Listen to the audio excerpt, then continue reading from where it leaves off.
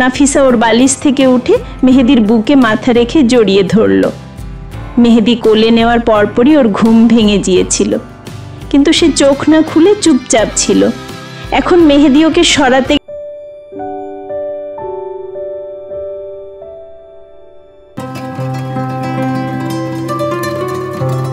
আমাদের জীবন কথা। মেহেদি রাতে বাসায় ফিরেছে। নাফিসা ওর জন্য বসেছিল। দিনের খাবারই রয়ে গেছে, ওগুলো গরম করে শুধু ভাত রান্না করেছে। মেহেদি এলে প্লেটে করে ভাত নিয়ে ঘরে এলো। নাফিসা, হাত মুখ ধুয়ে এসো, ভাত খেয়ে নাও। মেহেদি, খাবো না।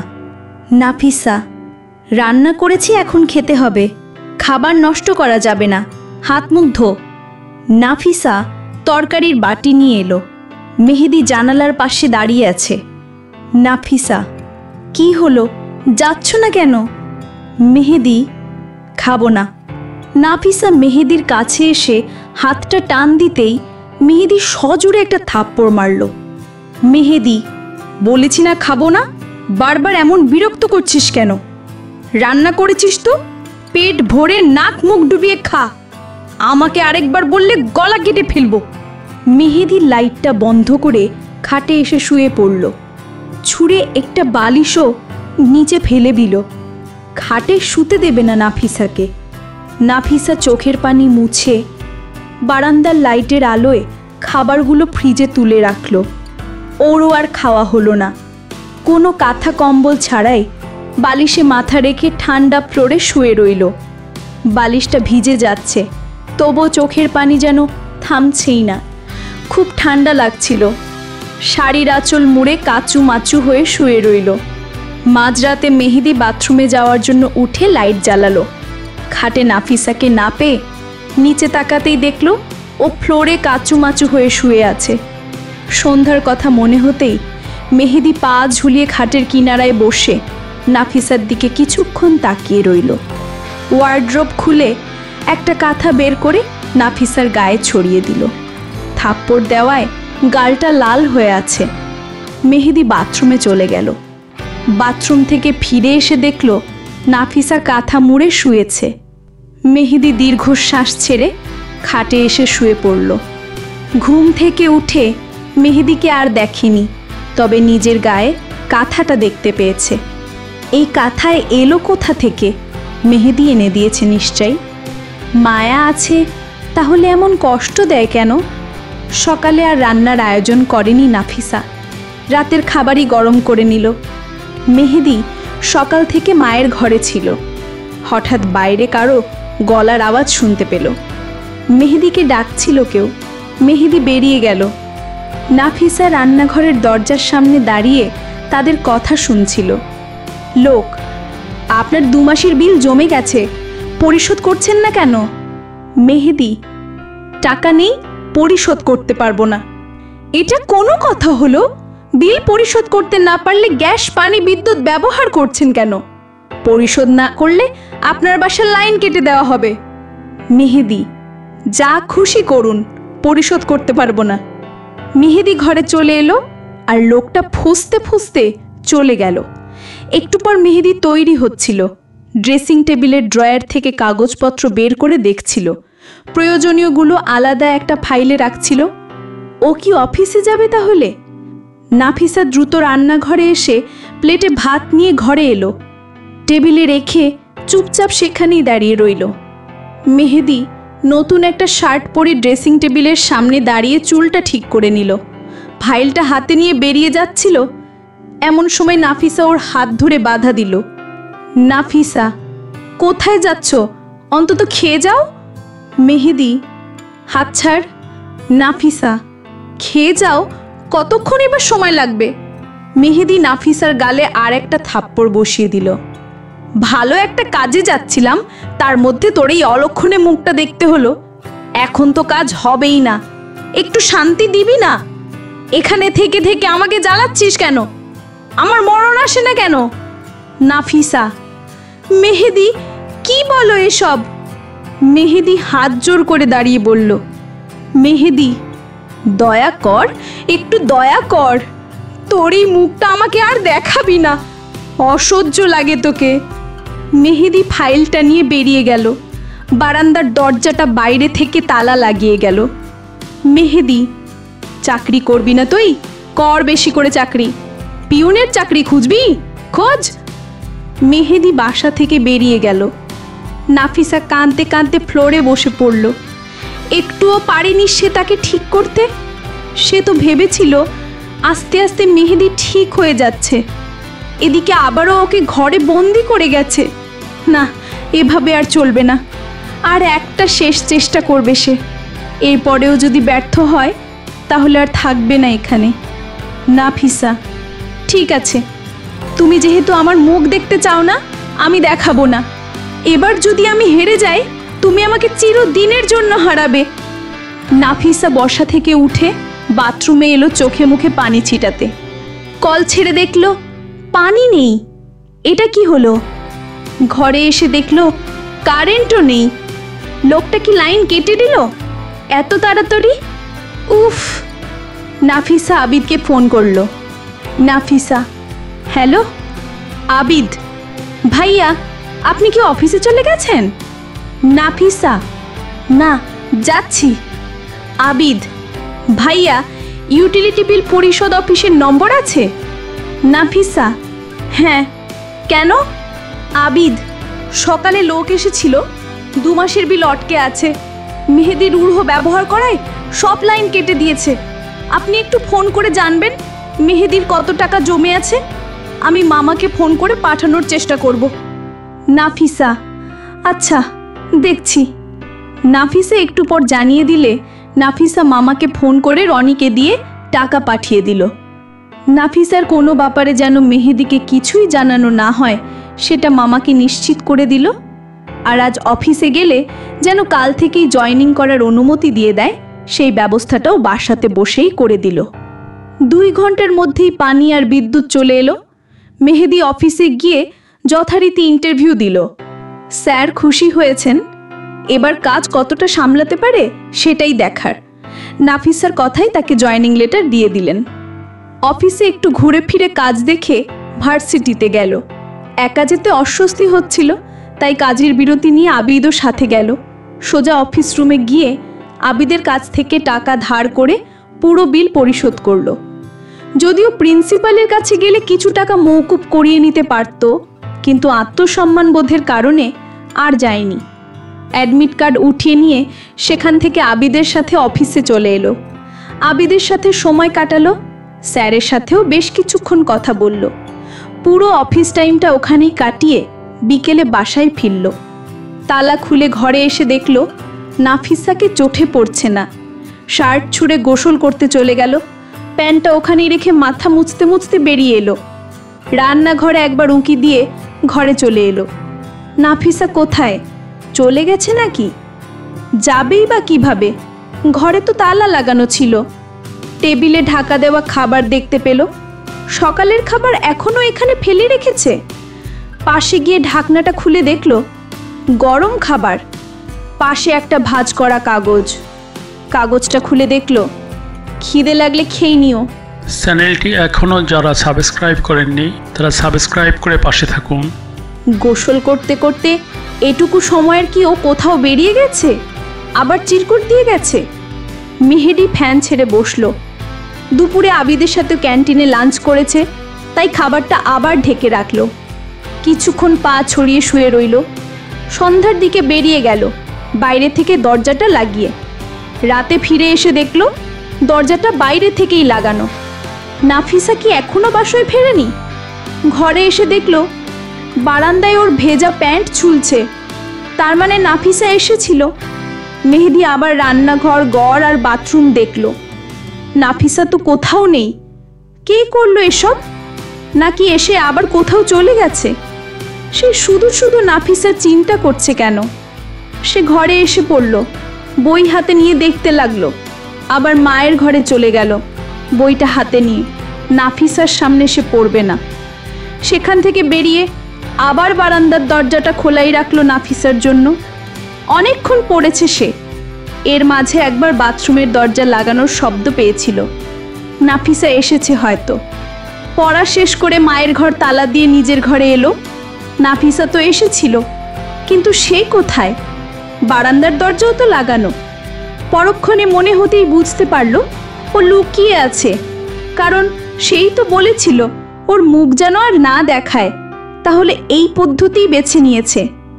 বিকেলে রাখা খাবার এখনো ওখানেই পড়ে আছে, সাথে চিরকুটটাও। খিদে লেগেছে তাই খাবারটা খেয়ে নিল। প্লেটটা ওখানেই রেখে দিয়েছে।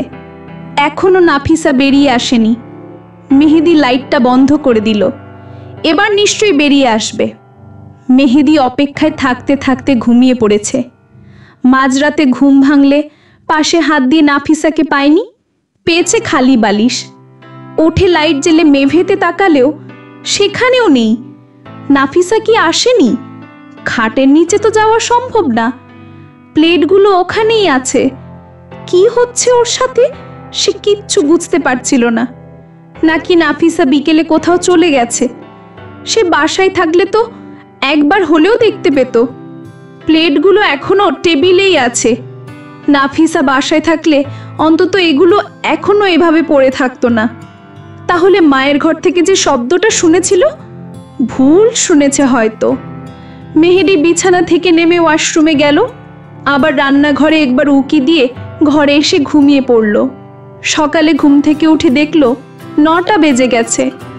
ওফ, 10টায় অফিস। আবার আজ প্রথম দিন, আজকেই কি দেরি হবে?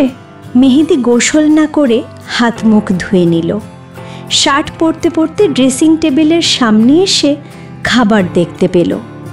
আগের বাটিগুলো সেখানে নেই, নতুন রান্না করা খাবার।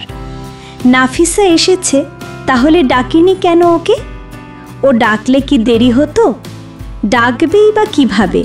ওকে তো অফিসের কথা জানায়নি। সাথে একটা চিরকুটো পেল। না খেয়ে কোথাও যেও না। মেহেদি হাত ধুয়ে প্লেটের অর্ধেক খাবার খেয়ে বেরিয়ে যাওয়ার সময় রান্নাঘরে উঁকি দিতে ভুলল না। কিন্তু আফসোস, নাফিসাকে পায়নি। বাইরে থেকে দরজাটা আটকে তালা না দিয়েই চলে গেল, কারণ ওর ধারণা নাফিসা বাইরেই থাকে। সারা দিন অফিসে কাটিয়ে ভালোই লেগেছে। নতুন পরিবেশে নতুন অনুভূতি নিয়ে আবিদের সাথে কাজ করেছে। ক্লান্ত হলেও মনটা ফ্রেশ। অফিস টাইম শেষে আবিদের সাথে আরও কিছুক্ষণ ঘোরাঘুরি করে বাসায় ফিরেছে। ঘরের দরজাটা লাগানোই আছে। মেহেদি দরজা খুলে ভেতরে ঢুকল।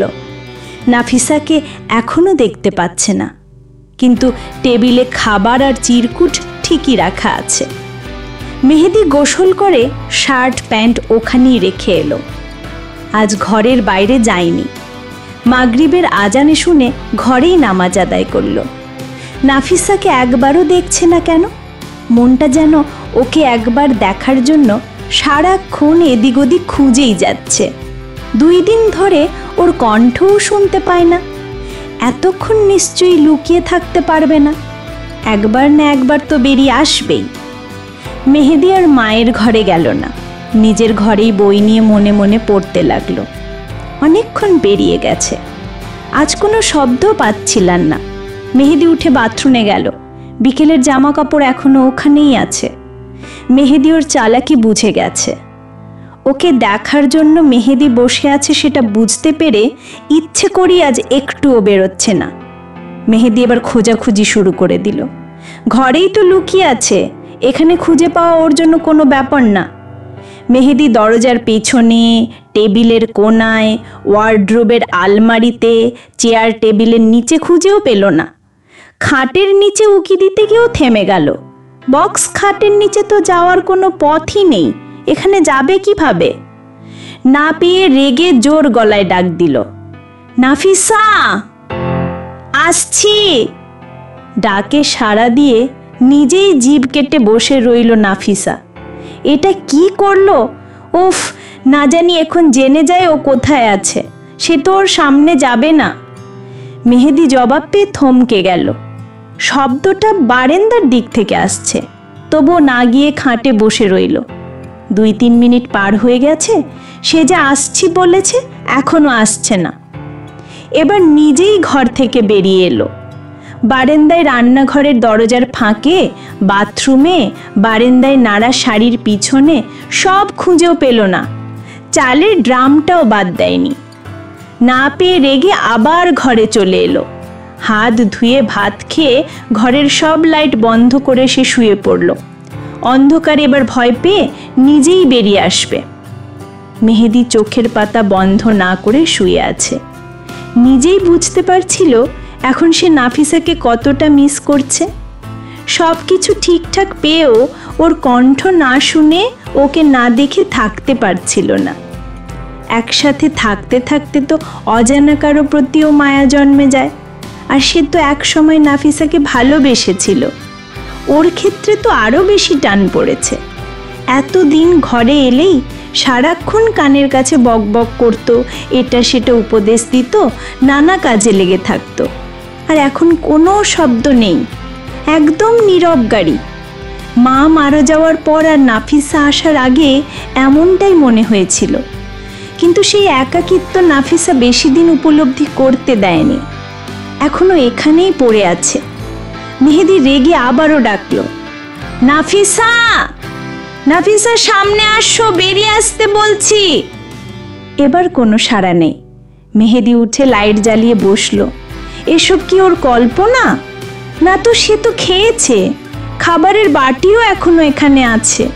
এসব কল্পনা হয় কিভাবে? কিন্তু এখন ডাকার পর জবাব দিচ্ছে না কেন? তখন কি সে নাফিসার কণ্ঠ ভুল শুনেছিল? না, ভুল শুনবে কেন? নাফিসা তো এখানেই আছে, কিন্তু সে কোথায়? কিন্তু এখন ডাকার পর জবাব দিচ্ছে না কেন? তখন কি সে নাফিসার কণ্ঠ ভুল শুনেছিল? না, ভুল শুনবে কেন? নাফিসা তো এখানেই আছে, কিন্তু সে কোথায়? মেহেদি আবারও ডাকলে বলল, নাফিসা, খাবারের বাটিগুলো নিয়ে যাও। কোনো সাড়া নেই। সে উঠে বারান্দার লাইট জ্বালিয়ে বারান্দাটা আবার ভালোভাবে খুঁজে দেখল, বাথরুমে দেখল, অবশেষে রান্নাঘরে এলো। ভাতের পাতিলের ঢাকনা খুলে দেখল ভাত সবটাই রয়ে গেছে, শুধু মেহেদিকে যা দিয়েছে ততটুকুই খালি। তার মানে সে ভাতও খায়নি। সেখান থেকে বেরিয়ে আসতে গিয়ে ওর চোখ পড়ল পায়ের দিকে। একটা কাপড়ের কোনা দেখা যাচ্ছে। এ তো নাফিসার শাড়ি মনে হচ্ছে। চুলার নিচে যে ফাঁকা জায়গাটা আছে সেখানে পাতিল, ঝুড়ি হাবিজাবি রেখে দেয়। এখন ওপর থেকে নিচ পর্যন্ত চটের বস্তা দিয়ে ঢাকা। আর এই চটের বস্তার ফাঁক দিয়েই শাড়ির কোনাটা বেরিয়ে আছে। মেহেদি হাঁটু ভাঁজ করে বসলো। চটের বস্তাটা আস্তে আস্তে সরিয়ে দেখলো নাফিসা কাঁচুমুচু হয়ে হাত পা এক করে এইটুকু জায়গাতে গোল হয়ে শুয়ে আছে। ডাকে সাড়া দেবে কিভাবে?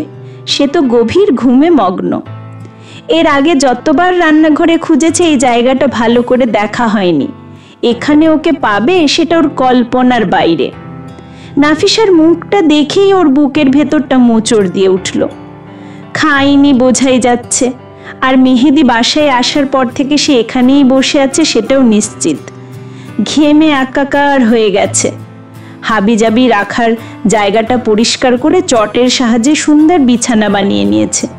না আছে কোনো কাঁথা আর না আছে বালিশ। ঘাটটা কাত হয়ে পড়ে আছে। মেহেদি মুচকি হেসে ওকে খুব সাবধানে সেখান থেকে বের করে কোলে তুলে নিল। ওকে খাটে শুয়ে দিয়ে বারান্দার আর রান্নাঘরের লাইট বন্ধ করে বিছানায় গেল। লাইট বন্ধ করে ফ্যান চালিয়ে মেহেদি নিজের বালিশে শুতেই নাফিসা ওর বালিশ থেকে উঠে মেহেদির বুকে মাথা রেখে জড়িয়ে ধরল। মেহেদি কোলে নেওয়ার পরপরই ওর ঘুম ভেঙে গিয়েছিল, কিন্তু সে চোখ না খুলে চুপচাপ ছিল। এখন মেহেদি ওকে সরাতে গেলে বলল, থাকি না একটু, এমন করো কেন? তোমার কথা মতো তো সারাদিন আমি আমার মুখও দেখাই না, তোমার সামনেও আসি না।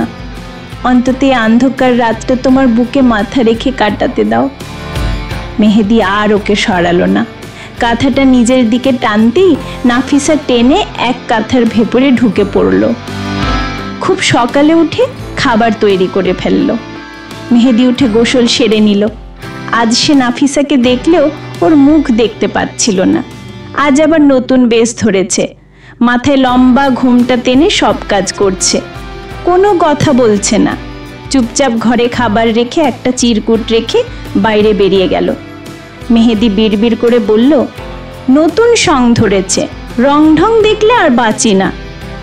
মেহেদি খেয়ে তৈরি হয়ে অফিসের জন্য বেরিয়ে গেল, সাথে বাইরে থেকে তালাও দিয়ে গেল।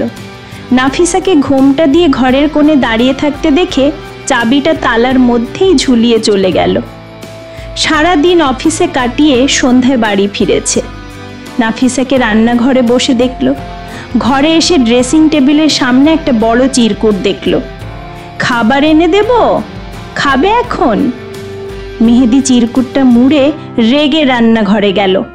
নাফিসাকে দাঁড় করিয়ে ঘোমটাটা সরিয়ে ফেলল। মেহেদি, এসব কি হচ্ছে? হ্যাঁ, এসব কি? কোন সব? মাথায় এমন লম্বা ঘোমটা কেন? আর এই চিরকুট মিরকুট এসব কি? মাথা নিচু করে জবাব দিল, তুমিই তো বলেছ আমার অলক্ষণে মুখটা আর না দেখাতে, তাই তো ঘোমটা দিয়ে থাকি। তুমি তো বলেছ আমাকে সহ্য হয় না, তাই তো চিরকুটে লিখে রাখি। এখানে আমার দোষ কোথায় বলো? তাহলে চলে যাচ্ছিস না কেন? এখানে পড়ে আছিস কেন? এটাই তো আমার আসল ঠিকানা। চলে গেলে থাকতে পারবে আমাকে ছাড়া? আবার খুঁজে বেড়াবে না তো? মেহেদি কোনো জবাব না দিয়ে বেরিয়ে গেল। হাত মুখ ধুয়ে শার্ট পাল্টে ঘর থেকে বেরিয়ে গেল। নাফিসাকে মুচকি হেসে ঘরে এলো। মেহেদির শার্টটা খাট থেকে নিয়ে বারেন্দায় ছড়িয়ে রাখলো। হঠাৎ চোখ পড়ল ওয়ার্ড্রোবের উপর। সেখানে একটা চাবি রাখা। এটা কিসের চাবি? নাকি ঘরের? নাকি এখানে আসার পর সবসময় ঘরটা তালা দেওয়া দেখেছে। মাঝে মাঝে মেহেদি এই ঘরে যায় আর কান্নাকাটি করে বেরিয়ে আসে, সেটা তার চোখ দেখলেই বোঝা যায়। নাফিসার ইচ্ছা মায়ের ঘরটা দেখার। সে চাবিটা নিয়ে তালা খোলার চেষ্টা করতেই তালাটা খুলে গেল। একটু খুশি হলো সে। সুইচ খুঁজে লাইট অন করে ভেতরে ঢুকলো। এই ঘরের জানালাও খোলে না। কাপড়ের আলনায় মায়ের কাপড় দেখা যাচ্ছে। খাটের উপর জায়নামাজ, পাশে কুরআন শরীফ আর তসবিহ। এক পাশে একটা বালিশ আর একটা কাঁথা রাখা আছে। খাটের সামনেই রাখা সেলাই মেশিন। মেশিনে হাত দিয়ে বুঝতে পারলো ময়লা হয়ে গেছে। নাফিসা আলনা থেকে একটা গামছা নিয়ে মেশিনটা মুছে দিল। ছোট শোকেসের দিকে তাকিয়ে দেখলো কাঁচের থালা বাসন সুন্দরভাবে গোছানো আছে, কিন্তু হালকা ময়লা হয়ে গেছে বোঝাই যাচ্ছে। একটা ছোট কুরআন শরীফের শো পিসও দেখতে পেল শোকেসের ভেতর। দেখতে খুব সুন্দর। কুরআন শরীফটা কাঁচের বল দিয়ে আবদ্ধ। হঠাৎই কেউ ওর চুলের মুঠি ধরে টানলো। নাফিসা ব্যথায় চিৎকার করতে লাগলো। মেহেদি ওকে ঘরে এনে ধাক্কা দিয়ে মেঝেতে ফেলে দিল। মায়ের ঘরটা তালা লাগিয়ে আবার ঘরে এলো। নাফিসা উঠে দাঁড়াতেই ওকে এলোপাথারি থাপ্পড় দিতে লাগলো। আবার ধপাস করে পড়ে গেল সে। কিছু বলার সুযোগই পাচ্ছিল না। থামাবে কিভাবে মেহেদিকে? মেহেদি, তোর সাহস হয় কি করে আমার মায়ের ঘরে যাওয়ার? তুই চাবিটা ধরলি কেন? তালা খুললি কেন? মায়ের খুনি হয়ে তুই ওই পাপ হাতে আমার মায়ের জিনিসপত্র স্পর্শ করলি কেন? মেহেদি অদ্ভুত গর্জন করে কথাগুলো বলছিল, আর আশেপাশে কিছু না পেয়ে প্যান্টের বেল্ট খুলে নাফিসাকে আঘাত করতে লাগলো। আর বারবার একই কথা বলে যাচ্ছিল, চ্যানেলটি এখনো যারা সাবস্ক্রাইব করেননি তারা সাবস্ক্রাইব করে পাশে থাকুন। নাফিসা ব্যথায় চিৎকার করতে করতে বলছিল, নাফিসা মাফ করে দাও, আর যাব না, মেরো না আমায়, মাফ করে দাও, আর কখনো যাব না মায়ের ঘরে, থামো মেহেদি, আল্লাহ। মেহেদি থামছিল না। ওর চোখ মুখ লাল হয়ে গেছে, রাগে পুরো শরীর ঝিমঝিম করছিল, আর হাত চলছিল নাফিসার ওপর। এত চিৎকার ওর কানে যাচ্ছিল না, আর এদিকে নাফিসা চিৎকার করতে করতে নিস্তেজ হয়ে পড়ছিল। একসময় সে চিৎকার করার শক্তিও হারিয়ে ফেলল। মেহেদি ক্লান্ত হয়ে থেমে গেছে, বেল্টটা ছুঁড়ে ফেলে বেরিয়ে গেছে। কোথায় গেছে কে জানে। ভেতর বাইরে উভয় দিক থেকেই সে ক্লান্ত। না চাইতেও বাসায় ফিরতে হয় তাকে। থাকবে কোথায়? অনেকক্ষণ বাইরে কাটিয়ে ইশারাজানের পর বাসায় এসেছে। দরজা খুলে রেখে গিয়েছিল, এখনো খোলাই আছে। ভেতরে এসে দেখল সব অন্ধকার, একটা লাইটও জ্বালায়নি। বারান্দার লাইট জ্বালিয়ে ঘরে এসে লাইট জ্বালালো। নাফিসা এখনো মেঝেতে পড়ে আছে, ঠিক যেভাবে দেখে গিয়েছিল সেভাবেই, ঠিক একই জায়গায়। মেহেদির ভেতরটা ধুক করে উঠল। সে ধীর পায়ে নাফিসার কাছে এসে বসল।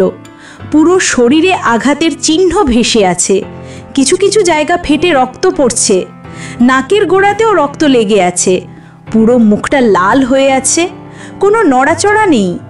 মেহেদি ভয়ে ভয়ে নাফিসার মুখটা নাড়ালো, কোনো প্রতিক্রিয়া পাচ্ছিল না।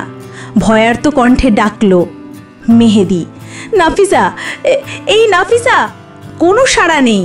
মেহেদি খুব ভয় পেয়ে গেল। নাফিসার নাকের কাছে হাত রেখে শ্বাস প্রশ্বাস বোঝার চেষ্টা করলো, বুকে কান পেতে হার্টবিট শোনার চেষ্টা করলো। তেমন কোনো প্রতিক্রিয়া পাচ্ছিল না, কিছুই বুঝতে পারছিল না। ওর নিজের শরীর রীতিমতো কাঁপছিল, চোখে জল এসে ভিড় জমিয়েছে। দৌড়ে গিয়ে বাথরুম থেকে পানি এনে নাফিসার মুখে ছিটিয়ে দিচ্ছিল, বারবার মুখটা নেড়ে চেড়ে ডাকছিল, মেহেদি, না নাফিসা ওঠো, নাফিসা তাকাও, ওঠো। কোনো প্রতিক্রিয়া পাচ্ছিল না। শেষ পর্যন্ত কি ওর দ্বারা একটা খুন হয়েই গেল? ওর মাথা কাজ করছিল না। এটা কি করলো সে? এখন কি করবে কিছুই ওর মাথায় আসছিল না। গায়ে হাত দিয়ে বোঝার চেষ্টা করলো, মারা গেলে তো শরীর ঠান্ডা হয়ে যাবে, ওর শরীর তো অনেক গরম। কি করবে? হাসপাতালে নেবে? না, সেখানে গেলে এক বিপদের ওপর অন্য বিপদ এসে পড়বে। মেহেদি ওকে খাটে তুলল, যতটা তাড়াতাড়ি সম্ভব গড়িয়ে পড়া রক্তটা মুছে দিল। দৌড়ে ঘর থেকে বেরিয়ে ক্লিনিকের ডাক্তারের কাছে এলো। ডাক্তার আবার ওর দূর সম্পর্কের মামা হন। ডাক্তারকে তাড়া দিয়ে বাসায় নিয়ে এলো। ডাক্তার নাফিসাকে দেখে অবাক, আঘাতের চিহ্নগুলো ওর চোখে স্পষ্ট। তিনি পালস চেক করলেন, ওর অবস্থা ভয়াবহ। ডাক্তার, এটা কি করে হলো মেহেদি? মেহেদি, ওকে বেঁচে আছে? ডাক্তার, আমি তোমাকে কিছু জিজ্ঞেস করেছি, এই অবস্থা কি করে হলো? তুমি কি অত্যাচার করেছো? মেহেদি, হ্যাঁ করেছি। আপনার কি? আপনাকে সেসব ঘাঁটতে বলেছি? চিকিৎসা করার জন্য এনেছি, চিকিৎসা করে চুপচাপ চলে যান।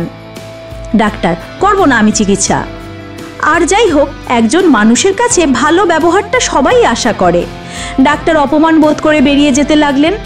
মেহেদি তৎক্ষণাৎ ডাক্তারকে আটকে ওনার পায়ের কাছে বসে পড়ল, হাত জোর করে বলতে লাগলো, মেহেদি, সরি মামা, প্লিজ ওর চিকিৎসাটা করুন, যাবেন না প্লিজ।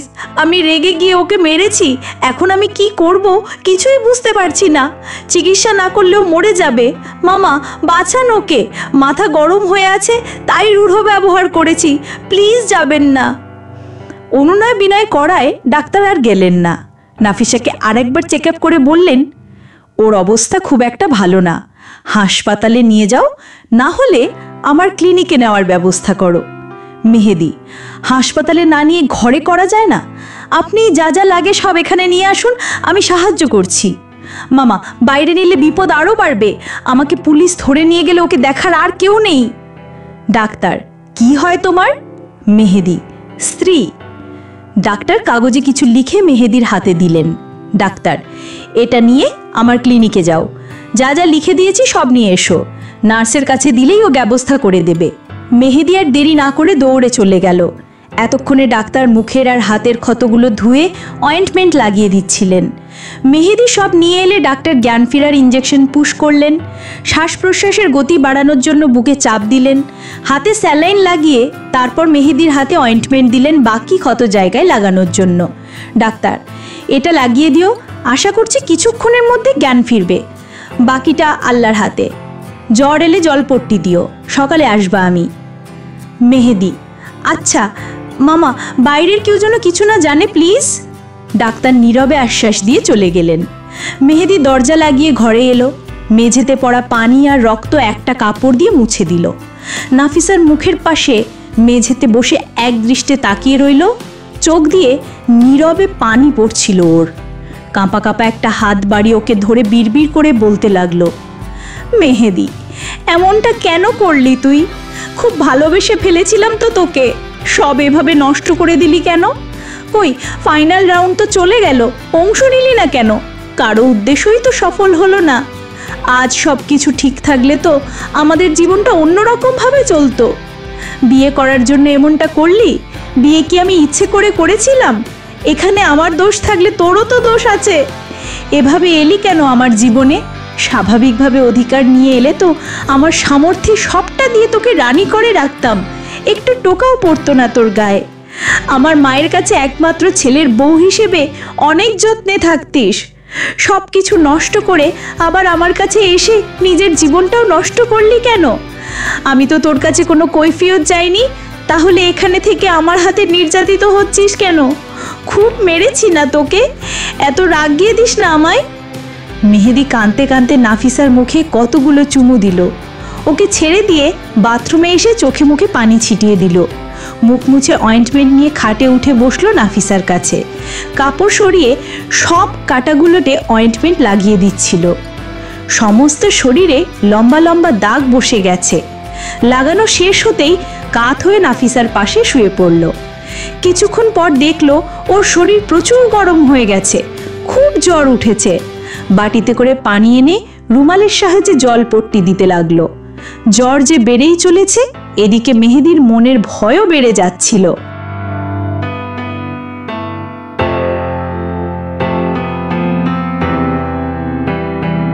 গল্পটি আপনাদের কেমন লাগলো কমেন্ট করে আপনাদের মতামত জানান। আমাদের জীবন কথা চ্যানেলটি সাবস্ক্রাইব করুন এবং বন্ধুদের সাথে ভিডিওটি শেয়ার করুন।